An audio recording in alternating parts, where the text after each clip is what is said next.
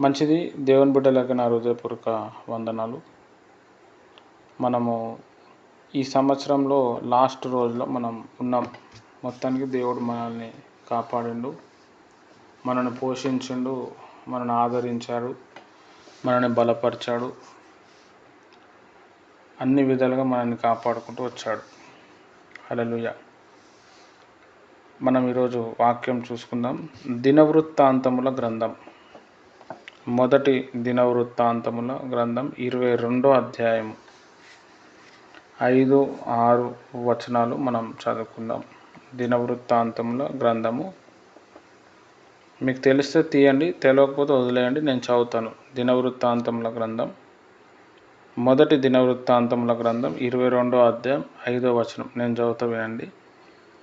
నా కుమారుడైన సొలొమోను, పిన్న వయసు గల లేతవాడవు, యెహోవాకు కట్టబో మందిరము దాని కీర్తిని బట్టి అందమును బట్టి సకల దేశంలో ప్రసిద్ధి చెందినట్లుగా అది చాలా ఘనమైనదిగా ఉండవలెను. కాగా దానికి కావలసిన సాధన రాశిని సిద్ధపరచదనని చెప్పి దావీదు తన మరణముకు ముందు విస్తారంగా వస్తువులను సమకూర్చి ఉంచెను. 6వ వచనం ఇంపార్టెంట్. తర్వాత అతడు తన కుమారుడైన సొలొమోను పిలిపించి ఇశ్రాయేలు దేవుడైన యెహోవాకు ఒక మందిరమును కట్టవలసినదని అతనికి ఆజ్ఞ ఇచ్చెను.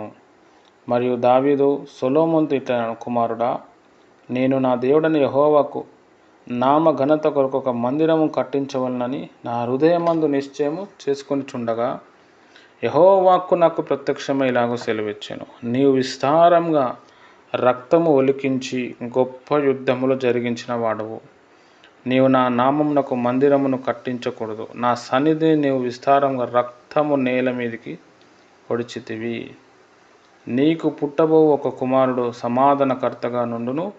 చుట్టూ ఉండు అతని శత్రువులందరినీ నేను తోలివేసి అతనికి సమాధానం కలగజేతును. అందువలన అతనికి సొలొమోను అని పేరు పెట్టబడును. అతని దినములలో ఇశ్రాయేలుకు సమాధానం విశ్రాంతి దయచేయుదును. అతడు నా నామమునకు ఒక మందిరమును కట్టించును. అతడు నాకు కుమారుడై ఉండును, నేను అతనికి తండ్రినై ఉండును. ఇశ్రాయేలు మీద అతని రాజ్యము సింహాసనం నిత్యము సిద్ధపరచుదును. నా కుమారుడా, యెహోవా నీకు తోడుగా ఉండును గాక. నీవు వర్ధిల్లాలి. నీ దేవుడైన యెహోవా నిన్ను గూర్చి సెలవిచ్చిన ప్రకారముగా ఆయనకు మందిరము కట్టించుదు గాక. చాలు, ప్రార్థన చేసుకుందాం. స్తోత్రం ప్రభా, పరిశుద్ధమైన దేవానికి వందనాలు. వాక్యంలో వెళ్తున్నాం, మాతో మాట్లాడండి. నాకు కనిపించు, అందరికీ కనిపించు, నాతో మాట్లాడు, అందరితో మాట్లాడమని ప్రభువైన యేసు నామములో ప్రార్థిస్తున్నాను తండ్రి, ఆమేన్. మంచిది. మరి నా ఆహ్వానాన్ని మన్నించి మరి ఉదయకాల సమయము మరి మీరందరూ కూడా ప్రేయర్లో రావటం చాలా సంతోషంగా ఉంది. మరి దేవుని వాక్కు, ఈ వాక్యం నేను చెప్తా ఉన్నప్పుడు మన ఆత్మలో ఈ వాక్యం దిగొస్తుంది, ఆత్మ బలపడుతుంది. తర్వాత మనకున్న బంధకాలు తెగిపోతాయి, ఆత్మ నడిపింపు వస్తుంది. హల్లెలూయా. దేవుని ప్రియమైన వారలారా, సంవత్సరము గతిస్తూ ఉంది. ఒక్కొక్క రోజు గతిస్తూ ఉంటే మన ఏజ్ పెరుగుతూ ఉంది. హల్లెలూయా. మన వయసు క్షీణించిపోతూ ఉంటుంది. మళ్ళీ మనకు ఎప్పటికీ యవ్వన కాలము, చిన్నపిల్లల తత్వం అనేది రాదు. బాడీ సపోర్ట్ చేయదు. హల్లెలూయా. వయసు పెరిగే కొద్దీ దేవుని రాకడికి మనం దగ్గరవుతాం, మరణానికి కూడా దగ్గరవుతూ ఉంటాం. హల్లెలూయా. అయితే ఓవరాల్గా మన జీవితంలో దేవుని కోసం మనం ఏం చేసినాం అనేది చాలా ప్రాముఖ్యమైన విషయం. హల్లెలూయా. మీరు ఒక్కసారి మీ గుండె మీద చేయబెట్టుకొని నేను ఓవరాల్గా దేవుని కోసం ఏం చేసిన అని మీరు ఆలోచించండి. అసలు మీకు ఏం తోచదనమాట. హల్లెలూయా. మనం ప్రార్థన చేసి ఉండొచ్చు, లేకపోతే ఆ వాక్యం చదివి ఉండొచ్చు, లేకపోతే భాషల్లో మాట్లాడి ఉండొచ్చు, ఉపవాసం చేసి ఉండొచ్చు. ఇది మన కోసం చేసుకున్నాం, దేవుని కోసం ఏం చేసినాం. అట్లనే దావీదు భక్తుడు కూడా ఏం చేసిండంటే, ఆయన ఓవరాల్ లైఫ్ మొత్తంలో చివరి దినాల్లో దేవుని కొరకు ఒక మందిరం కట్టాలనుకున్నాడు. ఆయన హృదయంలో, ఆ మనసులో ఆ వేదన, ఆ బాధ ఉండే దేవుని మందిరం కట్టాలి అని చెప్పి ఆయన పరుపు మీద కూడా పడుకునేటోడు కాదంట, కిందనే పడుకునేటోడు అంట. హల్లెలూయా. అంటే దేవుని మందిరం కట్టాలని అంత ఇంట్రెస్ట్ ఆయనకు. అయితే దేవుని మందిరంకి కావాల్సిన మట్టి, తర్వాత రాళ్ళు, తర్వాత కర్రలు, చెక్క, తర్వాత డైమండ్స్, గోల్డ్, ఇదంతా కూడా ఆయన సమకూర్చాడు. సొలొమోన్‌తో కూడా చెప్పాడు. ఏమని చెప్పిండంటే, నేను ఒక మందిరం కట్టాలనుకుంటున్నాను. అప్పుడు దేవుని ఒక వాక్కు అతనికి ప్రత్యక్షమై దేవుడు అతనితో డైరెక్ట్గా మాట్లాడాడు. నా కుమారుడైన దావీదు, నువ్వు చాలా మంచోనివే, కానీ నువ్వు మందిరం కట్టకూడదు. అనేక మంది నువ్వు చంపినావు, అనేక మంది రక్తము నీ చేతుల మీద ఉంది. నా సన్నిధిలో నువ్వు రక్తాన్ని బాగా ఉల్కించినావు, నువ్వు కట్టనీకి వీలు లేదు. అయితే నీకు పుట్టబోయే కుమారుడు, అతనికి నేను సమాధానం ఇస్తా. అతని చుట్టూ ఉన్న రాజులకంతా కూడా నేను సమాధానం ఇస్తా. శత్రువులు లేకుండా ఆయన మందిరం కడతాడు. నేను అతనికి తండ్రి ఉంటా, అతను నాకు కుమారుడే ఉంటాడు. ఇక్కడ యేసుప్రభు గురించి మాట్లాడిండు. దాని తర్వాత అతని రాజ్యము చిరకాలం ఉంటుంది, అతని సింహాసనం చిరకాలం ఉంటుంది అని చెప్పి దేవుడు దావీదుతో మాట్లాడాడు. హల్లెలూయా. అప్పుడు వెంటనే దావీదు భక్తుడు, సరే ప్రభా, నో ప్రాబ్లం అని చెప్పి సొలొమోన్కి వచ్చి చెప్తాడు. ఇట్లా దేవుడు నాకు చెప్పిండు బేట, మరి నువ్వు మందిరం కట్టు, నేను సపోర్ట్ చేస్తా అని చెప్పి తర్వాత చనిపోతాడు. తర్వాత సొలొమోన్ భక్తుడు జ్ఞానం పొందుకున్న తర్వాత దేవుని ఒక మందిరం కడతాడు. ఇప్పుడు ఇజ్రాయెల్ దేశంలో ఆ మందిరం లేదు. ఆ మందిరం కట్టారు. తర్వాత శత్రువులు కొన్ని సంవత్సరాల తర్వాత దాన్ని కూల్చేసారు. మళ్ళీ రెండోసారి కట్టారు, దాన్ని కూల్చేసారు. ఇప్పుడు మూడోసారి మందిరం కడితే దేవుని రాకడ వచ్చేస్తుంది. ఇజ్రాయెల్ దగ్గర ఇప్పుడున్న ప్లాన్ ప్రకారం, ఇప్పుడున్న టెక్నాలజీ, రాత్రిలోనే మందిరం కట్టేయగలుగుతారు వాళ్ళు. అంత టెక్నాలజీ ఉంది వాళ్ళకి, అంత పవర్ ఉంది, అంత దమ్ము ఉంది. అంతా కూడా ఇప్పుడు ఇజ్రాయెల్ దేశంలో ముస్లిమ్స్ ఉన్నారు, యూదులు తక్కువ ఉన్నారు, ముస్లిమ్స్ మొత్తం కూడా ఆక్రమించారు. వాళ్ళని ఫైట్ చేసి ఇప్పుడు ఆ స్థలంలో మందిరం కట్టాలి. అయితే బైబిల్లో ఏమని చెప్పిందంటే, ఆ మందిరాన్ని కట్టినప్పుడు దేవుని రాకడ వస్తుంది. ఎందుకంటే ఆ మందిరం కట్టిన తర్వాత అంత్యక్రీస్తు అనే వ్యక్తి వచ్చి అందరినీ, దేశాలన్నింటినీ ఆయన తట్టు తిప్పుకొని ఆ మందిరంలో వస్తాడు. యూదులు కూడా ఏం చేస్తారు అంటే, అంత్యక్రీస్తే నిజమైన క్రీస్తు అని చెప్పి అతను ఫాలో అవుతారు. ఆ మందిరంలో ఆయన ఒక హేయమైన వస్తువుని పెడతాడు. అప్పుడు యూదులు కన్ను తెరుచుకుంటారు, అరే ఈయన అంత్యక్రీస్తు కాదు, ఈయన అబద్ధ క్రీస్తు అని చెప్పి. హల్లెలూయా. అయితే ఇప్పుడు మనం దినాలు చూస్తూ ఉంటే ఆ మందిరం కట్టే ఛాన్సెస్ అనేది చాలా వరకు పెరిగినాయి. మందిరం కట్టబడాలి అంటే ఒక బలి పశువు ఉండాలి. ఆ బలి పశువు ఒకప్పుడు లేకుండే. ఎర్రని పేయి అని చెప్పి, సేమ్ ఒక ఆవులానే ఉంటుంది, ఒక జంతువు అనమాట. మొత్తం ఎర్రగా ఉంటుంది అది ఆవు. అయితే దాన్ని బలి అర్పణ చేసి దాని బూడిది చల్లాలన్నమాట. అంతకుముందు ఎర్రని పేయిలు పుట్టినాయి, అది అంతరించిపోయినాయి. మళ్ళీ ఇజ్రాయెల్ దేశంలో అవి పుట్టినాయి, మచ్చలుగా పుడుతుండే. అయితే మొన్న రీసెంట్గా ఒక సంవత్సరం 2-3 సంవత్సరాల క్రితం ఒక ప్యూర్ ఎర్రని పేయి పుట్టింది. ఇజ్రాయెల్ గవర్నమెంట్ ఆ ఎర్రని పేయిని చాలా జాగ్రత్తగా కాపాడుతుంది. హల్లెలూయా. అంటే ఆ ఎర్రని పేయి పుట్టింది, దానికి సాదృశ్యం ఏంటంటే దేవుని రాకడ అతి త్వరలో ఉంది. ఎందుకు దేవుని రాకడ అతి త్వరలో ఉందంటే, ఆ ఎర్రని పేయి ఏం చేస్తారంటే, పెద్దగా అయిన తర్వాత ప్యూర్ ఎర్రని పేయినే దేవునికి బలి ఇస్తారు. బలి ఇచ్చిన తర్వాత దాని బూడిదని జల్లుతారనమాట. ఆ ఎర్రని పేయి లేకపోవటం వల్ల బలి అర్పణలు చేస్తలేరు ఇజ్రాయెల్ ప్రజలు. ఇప్పుడు చూస్తే ఆ ఎర్రని పేయి కనబడుతూ ఉంది. 3-4 ఉన్నాయి ఇప్పుడు, ఇంకా పెరుగుతాయి. అంటే దీన్ని బట్టి మనం అర్థం చేసుకోవాల్సిన విషయం ఏంటంటే, ప్రభువు రాకడ అతి త్వరలో ఉంది. హల్లెలూయా. ఇక్కడ మనం దావీదు గురించి మనం ఆలోచిస్తే, దేవుని కోసం నేను మందిరం కట్టాలి, ఆ మందిరం దేవునికి ఘనత తీసుకురావాలి, తనకు కాదు ప్రపంచం అంతా కూడా మందిరం కోసం మాట్లాడాలని దావీదు కలగన్నాడు, దావీదు ప్రార్థన చేసిండు, దావీదు ఒక వాంఛ. అయితే దావీదు వాంఛ ఉండొచ్చు కానీ దేవుడు అది ఇష్టపడలేడు. బైబిల్లో ఏముందంటే, నీ హృదయ వాంఛలన్నీ నేను తీరుస్తా అన్నాడు. మరి దావీదు హృదయ వాంఛను తీర్చాలి కదా. అని మనం ఆలోచిస్తే అది దేవునికి కొన్ని నచ్చలేవు. దావీదు లోపల హల్లెలూయా ఆయన అనవసరమైన చాలామందిని ఏం చేసిండంటే చంపేసిండు, పాపంలో పడ్డాడు. అది దేవునికి అది నచ్చలేదు. మనం ఎంత ప్రార్థనలో ఉన్నా, ఎంత దేవునిలో ఉన్నా, మనం పాపంలో పడినప్పుడు దేవునికి నచ్చదనమాట. చాలా బాధపడతాడు, ఆయన మనసు ఇరిగిపోతుంది. హల్లెలూయా దేవుని కోసం నేను ఏదో చేయాలని అనుకుంటాను, దేవుని కోసం నేను ఏదో కట్టాలని అనుకుంటా. అయితే ఫస్ట్ ఆఫ్ ఆల్ మనం ప్రిపేర్ అయ్యి ఉండాలి. దావీదు అనే భక్తునికి ఛాన్స్ లేకపోయింది. హల్లెలూయా తర్వాత సొలొమోన్ రాజు గారు ఆ మందిరాన్ని కట్టారు. అంటే దేవుడు మన హృదయాలను చూసి ఏం చేస్తాడంటే కొన్ని కోరుకుంటాడు. హల్లెలూయా మన జీవితం ఆ విధంగా ఉండాలి.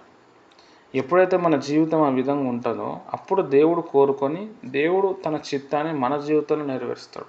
దానికోసం మనము ప్రిపేర్ అవ్వాలి. హల్లెలూయా చాలామంది ఏం చేస్తారంటే దేవునికి సలహాలు ఇస్తూ ఉంటారు, నువ్వు అట్లా చేయొచ్చు కదా, నువ్వు ఇట్లా ఉండొచ్చు కదా అని. హల్లెలూయా కొంతమంది విశ్వాసులు ఎట్లా ఉంటారు అంటే ఎవరో వాళ్ళకి బాగా ఇబ్బంది పెడతారు. ఎగ్జాంపుల్ వాళ్ళకి చేతపడి మంత్రాలు చేసారు, వీళ్ళకి అర్థమైంది. వీళ్ళు కూడా ఏం చేస్తారు అంటే పలానా దైవజన్ దగ్గర పోయి ప్రేయర్ చేయించుకుంటారు. అప్పుడు ఆ దైవజనుడు ఏమంటాడంటే అమ్మ నువ్వు వాళ్ళని క్షమించు, అయ్యా వాళ్ళని క్షమించు, మనం ప్రార్థన చేస్తాం అని ఈయన ప్రార్థన చేస్తాడు. ఈ విశ్వాసులకు అది నచ్చదు. అదేంది వాళ్ళని క్షమించాలా, క్షమిస్తే ఇంకా మాకేమొస్తుంది, హల్లెలూయా క్షమిస్తే మాకేమొస్తుంది, అయ్యగారేమో అలా ప్రార్థన చేస్తున్నారు అని అనేవాళ్ళు ఉన్నారు. అయితే విషయం ఏంటంటే వీళ్ళకి వాక్యం తెలియదు. వాక్యం ఏమని చెప్తుందంటే సమాధానపడు అని చెప్తుంది. సొలొమోన్ రాజుకి దేవుడు సమాధానం ఇవ్వటానికి తనకు చుట్టూ ఉన్న శత్రువులకు ఆయన సమాధానపరిచిందంట. ఈ పాయింట్ మనం గుర్తుపెట్టుకోవాలి. హల్లెలూయా దేవుని కోసం మనం ఏదైనా చేయాలి అని అంటే ఫస్ట్ ఆఫ్ ఆల్ మనం సమాధానంలో ఉండాలి, న్యూట్రల్లో ఉండాలి. ఎవరో మీద మనం కోపం పెట్టుకొని మన ఇష్టానుసారంగా మనం జీవిస్తూ నేను సేవ చేస్తా, నేను దేవుని కోసం అది కడతా అంటే అది వర్కౌట్ కాదు. హల్లెలూయా మీరైనా నేనైనా ఈ వాక్యం అందరికీ వర్తిస్తుంది. అంటే దేవుని కోసం మనం ఏదైనా కట్టాలి, దేవుని కోసం మనం ఏదైనా చేయాలి అంటే మొట్టమొదట ఫస్ట్ ఆఫ్ ఆల్ మనము దేవునికి అందుబాటులో ఉండాలి. దేవా నేను ఇది చేయాలన్నా, నేను వేసుకుంటున్న డ్రెస్సింగ్ కరెక్టే ఉందా, నేను సంపాదించే డబ్బులు కరెక్ట్గానే సంపాదిస్తున్నానా, నా ఆలోచన విధానం ఎట్లుంది, నేను ఒక వ్యక్తితో ఎలా ఉంటున్నాను, నా కుటుంబాన్ని నేను రియల్గా కట్టుకుంటున్నానా, దేవుడు నీకు నచ్చినట్టు నేను ఉన్నానా అని చెప్పి మనం పదే పదే దేవుడిని అడుగుతుండాలి. పౌలు భక్తుడు తిమోతికి కొన్ని మాటలు రాస్తాడు. బోధకుడా నీకు నువ్వు బోధించుకుంటున్నావా అంటాడు. హల్లెలూయా చాలా పెద్ద మాట అది. నీకు నువ్వు బోధించుకుంటున్నావా, నువ్వు అనేకులకు బోధిస్తున్నావు బాగానే ఉంది, నీకు నువ్వు బోధించుకుంటున్నావా. హల్లెలూయా మనకు ఏదైనా ఎవరైనా అడిగినప్పుడు మనం ధన చెప్తాం. హల్లెలూయా మరి మనల్ని మనం ప్రశ్నించుకోవాలా, నేను చెప్తున్న మాటలు బట్టి నేను ఉన్నానా. హల్లెలూయా చాలా ప్రాముఖ్యం. మనం మన పిల్లలకు నేర్పిస్తాం, మన ఇంట్లోకి చెప్తాం అలా ఉండాలి ఇలా ఉండాలి, మరి మనం ఉంటున్నామా, మనం ప్రిపేర్ అవుతున్నామా, అసలు దేవుని కోసం మనం ఏం చేస్తున్నాం అన్నది చాలా ప్రాముఖ్యమైన విషయం. హల్లెలూయా దేవుని ప్రియమైన వాళ్ళ దావీదు భక్తునికి ఏమైపోయిందంటే మందిరం కట్టే ఛాన్స్ లేకుండే. దేవుని మందిరం కట్టాలి అని చెప్పి ఆయన మంచం మీద పడుకునేటోడు కాదు. దేవునికే ఇల్లు లేదు, నేను మంచం మీద వండుకోవటం ఎందుకు, నాకేదో దేవుడు పెద్ద కోట ఇచ్చాడు, ఆయన మందసం ఉండడానికి ఇల్లు లేదు కదా, ఇంక నేను ఎందుకు ఎవరి కోసం ఉండాలి అని చెప్పి ఆయన మంచం మీద పడుకోకుండా కింద పడుకునేటోడు. అది ఆయన సాక్రిఫైస్, అది ఆయన డెడికేషన్, దేవుని మీద ప్రేమ వాంఛ. హల్లెలూయా అయితే నేను దేవుని మందిరం కట్టాలి కదా అని చెప్పి దానికోసం ఆయన ప్రిపేర్ కాలేదు, అవగాహన లేదు. ఫిజికల్ థింగ్స్ తెచ్చుకున్నాడు, అవి ఇవి బంగారం యుద్ధం చేసి గొడవలు పెట్టుకుని ఎన్నో తెచ్చుకున్నాడు. కానీ దేవుని సన్నిధిలో ఏం చేసిండు ఆయన? రక్తాన్ని కార్పించాడు. దేవుని ప్రియమైన వారలారా, 2025లో మనం దేవుని కోసం ఏదైనా చేయాలి అంటే మొట్టమొదట మనల్ని మనం మార్చుకోవాలి. హల్లెలూయా. మనల్ని మనం మార్చుకోకుండా, మనకి మనం తర్ఫీదు ఇచ్చుకోకుండా, మన లోపల క్రమశిక్షణ లేకుండా, మన లోపల ఉపవాస ప్రార్థన లేకుండా, మన లోపల కన్నీటి ప్రార్థన లేకుండా, మన లోపల పశ్చాత్తాప మనసు లేకుండా, హల్లెలూయా, మనం దేవుని కోసం ఎంత చేసినా నాకు ఇష్టం లేదంటాడు ఆయన. ఈ ఒక్క కాన్సెప్ట్ చాలామందికి తెలియక దశంభాగాలు ఇచ్చేస్తారు. హల్లెలూయా. మాకు మంచిగా ఉండాలి, మాకంతా మంచి జరగాలి, దశంభాగం ఇస్తే మాకు మంచి జరుగుతుంది. ఏడ జరుగుతుంది? నువ్వు ఇచ్చే చిల్లర డబ్బులు సరిపోతాయా దేవునికి? డబ్బులు ఇచ్చేస్తే అయిపోయిందా? గుణం మార్చుకోవటం ఏముండదా? కొంతమంది చర్చలు కట్టడానికి, దశంభాగం ఇవ్వడానికి, మీటింగ్లు ఏదైనా ప్రేయర్ మీటింగ్స్ స్పాన్సర్ చేయడానికి పైసలు ఇస్తారు.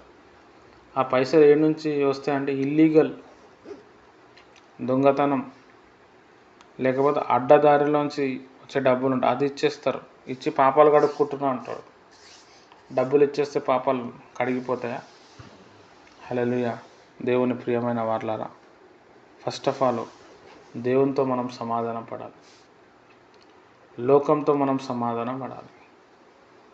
ఇవాళ రేపట్లో చాలామంది వ్యక్తులు, పాస్టర్లు, ఈవెన్ దో విశ్వాసులు ఏం చేస్తుంటే మందిరం కడుతున్నారు. హల్లెలూయా. ఏ రోజైనా దేవాని నీ మందిరం కట్టాలనా వద్దా ఎప్పుడైనా అడిగిర్రా? హల్లెలూయా. ఏముండదు. మందిరం కట్టాలా, జనాన్ని పోగు చేసుకోవాలా, నేను మందిరం కడుతున్నా పైసలు ఇవ్వండి, నేను మందిరం కడుతున్నా నాకు ఇవ్వండి. మందిరం అయిపోయింది, ఓకే. తర్వాత దేవుడు సంతోషపడ్డా మనం కట్టిన మందిరానికి? ఉన్నాడు అసలు దేవుడు అందులో? హల్లెలూయా. దేవుని ప్రియమైన వాళ్ళ, ఈ వచనాలు నేను చదివినప్పుడు నాకు ఆశ్చర్యం అనిపించింది. అరే, ఈయన చిన్నప్పటి నుంచి దేవుణ్ణి ఆరాధించిండు, గొర్రెల కాపరిలో ఉన్న స్థాయి నుంచి రాజు స్థాయికి తీసుకుపోయాడు, దేవుని కోసం ఇంత చేసిండు. కొన్ని దగ్గర ఏం రాస్తాడంటే దావీదు భక్తుడు, నేను కన్నీరు గారిస్తే నా పరుపు కొట్టుకోపోయిందని చెప్పిండు. నిజంగా కన్నీరు గారిస్తే పరుపు కొట్టుకోపోదు ఎప్పటికీ. అంటే నేను అంత కన్నీరు గార్చిన అని చెప్తున్నాడు ఆయన. అంత కన్నీరు గార్చిన వ్యక్తి, అంత దేవుని కోసం అంత యథార్థత ఉన్న వ్యక్తి, దేవుడే నా హృదయానుసారుడు అన్న వ్యక్తి, ఈయనది కూడా దేవుడు ఎందుకు యాక్సెప్ట్ చేయాలంటే యాక్సెప్ట్ చేయడు ఆయన. అంతే. దేవుడు మన ఫిజికల్ అపియరెన్స్ చూడడు, మన గుణం చూస్తాడు. హల్లెలూయా. మనం ఆయన కోసం ఎలా ఉన్నాం, సాఫ్ట్ కార్నర్ని మనం ఆయన చూస్తాడు. హల్లెలూయా. చాలా ప్రాముఖ్యమైన విషయం. దేవుని ప్రియమైన వారలారా, దావీదు భక్తుడు 40 సంవత్సరాలు ఇజ్రాయెల్ దేశాన్ని పాలించాడు. సౌలు భక్తుడు 40 సంవత్సరాలు ఇజ్రాయెల్ దేశాన్ని పాలించాడు. సొలొమోను భక్తుడు కూడా ఇజ్రాయెల్ దేశాన్ని పాలించారు. వీరు ముగ్గురు రాజులే 12 గోత్రికుల్లో ఉన్న ఇజ్రాయెల్ దేశాన్ని పాలించారు. ఈ ముగ్గురు పాలనలో ఎవరి పాలనలో దేవుడు ప్రజలు హ్యాపీగా ఉన్నారు అంటే సొలొమోను రాజు పాలనలో హ్యాపీగా ఉన్నాడు. దానికి కారణం ఏంటంటే ఆయన జ్ఞానం పొందుకున్నాడు. హల్లెలూయా. చాలా ప్రాముఖ్యమైన విషయం. దేవుడు కోరుకునే జ్ఞానం పొందుకోండి, జ్ఞానం అడగండి, జ్ఞానం పొందుకోండి, జ్ఞానయుక్తంతో మీరు జీవించండి అని అంటున్నాడు. ఇది చాలా ప్రాముఖ్యమైన విషయం. హల్లెలూయా. ఎప్పుడైతే దేవుని ఒక జ్ఞానం మనకు వస్తుందో మన లైఫ్ చేంజ్ అయిపోతుంది. మనం వాళ్ళు వీళ్ళు చెప్పింది వినం. హల్లెలూయా. మనకే అర్థమైపోతుంది మనం ఏం చేయాలో. కాబట్టి దేవుని ప్రియమైన వారలారా, ఇక్కడ నేను ఓవరాల్గా చెప్పేది ఏంటంటే దేవుని కోసం ప్రిపేర్ అవ్వండి. దేవుణ్ణి అడగండి, ప్రభువా నేను ఇంకా ఎలా మారాలి, నా వ్యక్తిత్వం ఎలా ఉంది, నా డ్రెస్సింగ్ స్టైల్ ఎట్లుంది, నేను డబ్బు సంపాదించే విధానం ఎట్లుంది, అసలు నేను నీకు ఇవ్వాల్సిన మొదటి స్థానం ఇస్తున్నానా? హల్లెలూయా. చాలామంది క్రిస్టియన్స్ ఉంటారు, సండే చర్చికి వెళ్ళరాలు, క్రిస్మస్ రోజే కనబడతారు, 31st నైట్ కనిపిస్తారు, కథం అంతే. జనవరి 1 కనబడతారు. నీకు స్తోత్రం నాకు ఆత్రం అంటారు. హల్లెలూయా. దేవుని ప్రియమైన వారలారా, దేవుని కోసం ఏదైనా చేయాలనే వాంఛ లేనోళ్ళు. హల్లెలూయా. చాలా ప్రాముఖ్యమైన విషయం. దేవునికి మనం స్థానం ఇవ్వకుండా అన్నిటికీ స్థానం ఇస్తాం. దేవుని దగ్గరకు వచ్చేసరికి ఏదో ఒక సాకు చెప్పిస్తాం. హల్లెలూయా. వర్కౌట్ కాదు. దేవుడు టైం వచ్చినప్పుడు నువ్వెవరో నాకు తెలియదు అంటాడు. నేను నీ నామంలో దయ్యాలు వెళ్ళగొట్టలేదా, నీ నామంలో నేను ప్రవచనం చెప్పలేదా, నీ నామంలో అద్భుతాలు చేయలేదంటే ఎవరి కోసం చేసినావు అంటాడు. అక్రమం చేయువారులారా నా యుద్ధ నుండి వెళ్ళిపోండి అంటాడు. కాబట్టి దేవుని ప్రియమైన వారులారా, దేవుని పరిచర్య చేయాలన్నా, ప్రార్థన చేయాలన్నా, దేవుని నమ్మినందుకు, బాప్తిజం తీసుకున్నందుకు మన క్యారెక్టర్ని, మన ఒళ్ళుని మన దగ్గర పెట్టుకోవాలి. చాలా జాగ్రత్తగా మనం బ్రతకడానికి ప్రయత్నం చేయాలి. హల్లెలూయా. అడుగడుగున మనల్ని మనం అనలైజ్ చేయాలి. అందుకే నేను మీకు ఏమంటా అంటే, ఈ సంవత్సరం మీరు ఎలా ఉన్నారు, మీ వ్యక్తిగత జీవితం ఎలా ఉంది, దేవునితో ఎలా ఉంది, మనుషులతో ఎలా ఉంది, మీ దైవజనునితో ఎట్లుంది. దేవుడు నీకు భర్త స్థానం ఇచ్చిండు, దాన్ని నిలబెట్టినవా? భార్య స్థానం ఇచ్చిండు, నిలబెట్టినవా? సేవకుడు సేవకురాల స్థానం ఇచ్చిండు, నిలబెట్టుకున్నవా? దేవుని కుమారుడు స్థానం, కుమార్తె స్థానం ఇచ్చినారు, దాన్ని నిలబెట్టుకున్నామా? ఇది మనం ఆలోచించాలి. హల్లెలూయా. ఎందుకంటే దావీదుకి ఆడ ఛాన్స్ లేదు. హల్లెలూయా. మనం దేవుని కోసం ఏదైనా చేయాలి. అది చేయటానికి మనం యోగ్యత సంపాదించాలి. పరిశుద్ధులుగా మీరు ఉండాలి అని చెప్పి దేవుని చిత్తమే ఉన్నది. దేవుడు మనల్ని యోగ్యతతో నింపిండు. అయోగ్యతలో ఉన్నాం మనం, యోగ్యతతో నింపిండు. ఆ యోగ్యతను మనం కాపాడుకోవాలి. దేవుడు మనల్ని ఒక క్రైస్తవుడుగా పిలిచాడు. సండే చర్చికి వెళ్ళమని చెప్తున్నాడు. ప్రభు వలలో పాల్పొందమని అంటున్నాడు. పవిత్రంగా జీవించమని అంటున్నాడు. లోకం యొక్క మూఢనమ్మకాలు, లోకం యొక్క ఆచారాలు, లోకానికి విరుద్ధంగా నువ్వు జీవించాలి, లోకాన్ని వదిలేసి నువ్వు జీవించాలి అని దేవుడు మనల్ని పిలుస్తున్నాడు. దాని ప్రకారం ఉన్నామా లేమా? లేకపోతే లోకస్తులకు సాటిస్ఫై చేస్తున్నామా? హల్లెలూయా. కష్టం. ఎత్తబడే గుంపులో మనం ఉండలేము. ఆన్ ద స్పాట్లో దేవుని ఒక స్వరం వినబడదు. ఆన్ ద స్పాట్లో దేవుని ఒక వాయిస్ మనకు టచ్ అవ్వదు. కాబట్టి ఈ సంవత్సరం గతించిపోతుంది. ఈ గతించిపోతున్న సంవత్సరాన్ని మనం యోగ్యత కలిగి ఉన్నామా లేమా? మన యోగ్యతను మనం ఎంత కాపాడుకున్నాం అనేది మనం నేర్చుకొని, ఎక్కడ పడిపోయినామో దానికోసం మళ్ళీ మనం ప్రార్థన చేసి 2025లో అయినా కొన్ని మంచి నిర్ణయాలు తీసుకొని మనం ముందుకు పోనీకి ప్రయత్నం చేద్దాం. ఎవరినో విమర్శించాలని నేను చెప్తలేను. హల్లెలూయా. మిమ్మల్ని విమర్శించినా కానీ నాకు వచ్చేది ఏమి ఉండదు. నేను ఈరోజు పొద్దున్నేసి వాక్యం చదువుతుంటే, ఈ వచనాలు చదువుతుంటే ఆశ్చర్యపోయాను. నాకు తెలుసు, కానీ నాకు మళ్ళీ ఆశ్చర్యం. అదేంది, దావీదు ఇంత గ్రేట్ కదా, అరే ఆయననే పక్కన పెట్టేసిండు. అంతే మరి. ఆయనకు విలువ ఇస్తే, ఆయనకు నచ్చినట్టు ఉంటేనే దావీదు అన్ని రకాలుగా మంచిగానే ఉన్నాడు ఆయనతోటి, దేవునితోటి. కానీ కొంచెం సొంతంగా పడిపోయాడు. అది నచ్చలే దేవునికి. హల్లెలూయా. అదే మనం సమూయేలు భక్తుని చూసినాం అనుకోండి, దేవుని సన్నిధిలో భరించిండు, సహించిండు. ఏలీ భక్తుడు ఉన్నాడు, సమూయేలు ఉన్నాడు. వీళ్ళిద్దరు కూడా న్యాయాధిపతులే. వీళ్ళిద్దరు కూడా దేవుని సన్నిధిలోనే ఉన్నారు. కానీ దేవుని ఒక దృష్టి సమూయేలు మీదకి వచ్చింది, ఏలీ మీద రాలే. దేవుని ఒక వాయిస్ సమూయేలుతో వచ్చింది. సమూయేలుకి పిలిచి చెప్పిండు, ఏలీకి చెప్పలే. కారణం ఏంటంటే సమూయేలు యథార్థంగా దేవుని ప్రేమించాడు, యథార్థంగా దేవుని పట్టుకున్నాడు, యథార్థంగా దేవుని కోసం ఏదైనా చేయాలని రాత్రింపగలు మందిరంలో ఉండేటాడు. దేవుని ఒక ఆ దీపస్తంభం ఆరిపోవద్దు అని చెప్పి ఆ మందిరంలోనే పట్టుకునేటాడు. ఈయన అన్ని మందిరం గురించి తెలిసి దర్శనాన్ని కోల్పోయి ఈయన పక్కన వండుకునేవాడు. హల్లెలూయా. అందుకే వాయిస్ వినిపించలేదు. ఇన్ని రోజులు మనం అయోగ్యంగా నడిచి ఉండొచ్చు, దేవుని విరుద్ధంగా నడిచి ఉండొచ్చు, దేవుని చూసి చూడనట్టు వదిలేసి ఉండొచ్చు, ప్రతిదానికి ఏదో ఒక సాకు వెతుక్కుని ఉండొచ్చు. కానీ ఇప్పటి నుంచన్నా మనం 2025లో దేవుని కోసం మనం బ్రతుకుదాం. దేవుని కోసం మన జీవితం ఇద్దాం. దేవుడే నా సర్వస్వం, నేను ఖచ్చితంగా దేవుని సన్నిధిలో ఉండాలి, దేవునికి నేను ఏదో ఒకటి చెప్పుకోవాలి అని మనం మన ఆత్మను శుద్ధీకరించుకోవటానికి ప్రయత్నం చేద్దాం. కోపాన్ని తగ్గించుకుందాం, అందరిని ప్రేమిద్దాం, సహిద్దాం, అందరిని బలపరుస్తాం. దేవుని సంఘాన్ని కట్టనికి, దేవుని ప్రజల్ని ప్రిపేర్ చేసుకొని, మనల్ని మనం ప్రిపేర్ చేసుకొని కొంతమందిని ప్రిపేర్ చేసుకుందాం. ఇవన్నీ కూడా వేస్ట్, అన్నీ కూడా ఒకరోజు వదిలేయాల్సిందే. దేవుని కోసం చేసే పనే సక్సెస్. దేవుని కోసం చేసే పనే ఒకరోజు మన గురించి మాట్లాడుతుంది. దేవుని కోసం చేసే పనే మనని పరలోక రాజ్యం తీసుకుపోవాలన్నా నరకానికి తీసుకుపోవాలని చూస్తుంది. దానికోసం ప్రయత్నం చేద్దాం.